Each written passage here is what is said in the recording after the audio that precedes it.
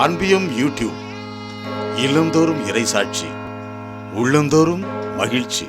இருவராக அனுப்பினார். ஆண்டவரே, நீர் உமது பணிக்கென 72 பேரை நியமித்து அவர்களை இருவராக அனுப்பினீர்.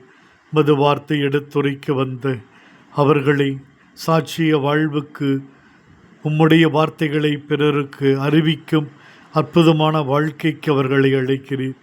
மிக முக்கிய செய்தியை சொல்ல இருவரை அனுப்புவது வழக்கம். அதே போல உமது நற்செய்தியை பறைசாற்றுவது என்பது மிகவும் மிகவும் முக்கியமானது என்பதை அறிந்து இருவராக அனுப்புகிறீர். அவர்களின் நற்செய்தி அறிவிப்பு வாழ்வில் நீர் அவர்கள் கூட இணைந்து செயல்பட்டீர். ஆண்டவரே, இன்றும் இருவராக அனுப்புகிறீர். திருமணம் என திருவருட் சாதனத்திலே இருவராக அனுப்புகிறீர். மணமக்கள் அமைக்கும் புதிய இல்லத்தில் அவர்கள் உமது மதிப்பீடுகளின்படி வாழவும், தங்களின் வாழ்க்கை முறைகளில் மக்கேட்ட சாட்சியத்துவம் பெற்றிருக்க விரும்புகிறீர். தங்களுடைய நல்ல வாழ்க்கையினால் நற்செய்தி அறிவிக்க வேண்டும் என்பது உமது ஆசை.